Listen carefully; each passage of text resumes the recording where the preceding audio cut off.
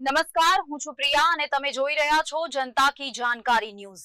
નજર કરીએ આજના સમાચાર। બનાસકાંઠામાં ઠાકોર સમાજના બંધારણ તોડવાને લઈ ઊભા થયેલા વિવાદનો મામલો।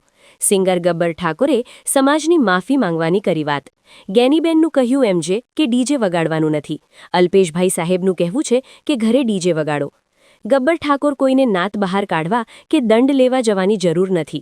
તમે બધા ભેગા થાઓ અને સારા નિર્ણય લો તો બંધારણનું પાલન થાય અને બંધારણ ખૂબ આગળ જાય।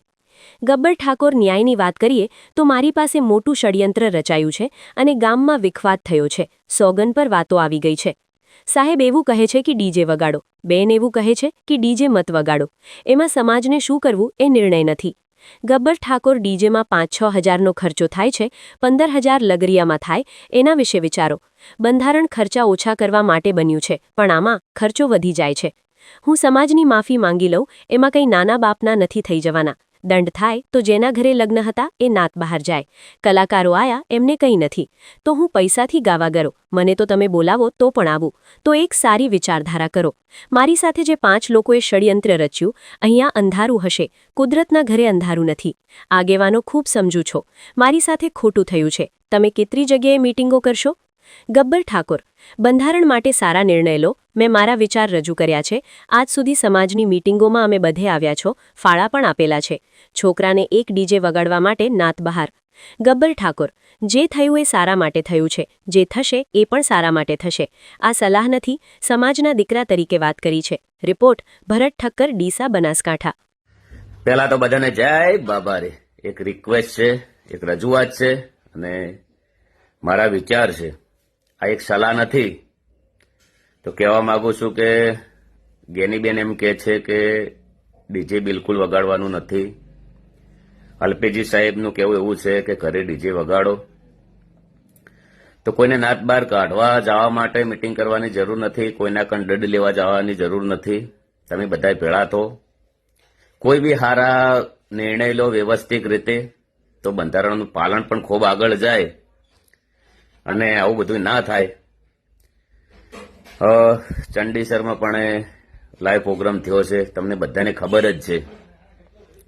તો એ ટાઈપનું એક સારું આયોજન કરો તો બંધારણનું ખૂબ પાલન થાય। અને ન્યાયની વાત કરીએ તો એક મોટું ષડયંત્ર રમણું છે મારા પાસે, અત્યારે બી કહું છું। અમારા ગામમાં પણ બહુ મોટો વિખવાદ થયો છે। હવે સોગન ઉપર વાતો આવી ગઈ છે। અને બીજું કે સાહેબનું કહેવું એવું છે કે ડીજે વગાડો, બેન કે ડીજે મત વગાડો। તો એક સમાજમાં પણ બહુ સમાજને શું કરવું એ પણ નિર્ણય નથી, અથવા એક દિલથી મારા વિચાર પ્રમાણે રજૂઆત છે કે ડીજેમાં 5-6 હજાર ખર્ચો થતો હોય તો 15,000 રૂપિયા લંકાવાળા પણ લેતા હોય છે। એના વિશે કોઈક વિચારો। આપણે નિયમો એના માટે કરેલા છે, બંધારણ એના માટે કરેલું છે કે ખર્ચા ઓછા કરવા માટે। તો ડીજે કરતા ખર્ચો પણ એના પણ અંદર વધી જાય છે। અને આપણે સમાજની માફી માંગી લઈએ, આપણે કશું વધો નથી, આપણે કોઈ નાના બાપના નહીં થઈ જતા। એક બીજું પણ દંડ થાય તો જે ઘર ધણી છે, જેના ઘેર લગ્ન હતા એ વ્યક્તિ થાય નાત બહાર જાય અને એ વ્યક્તિને નાત બહાર મૂકવો જોઈએ। કદાચ એ વ્યક્તિ દંડ ના હાલે, નિર્ણય એ છે।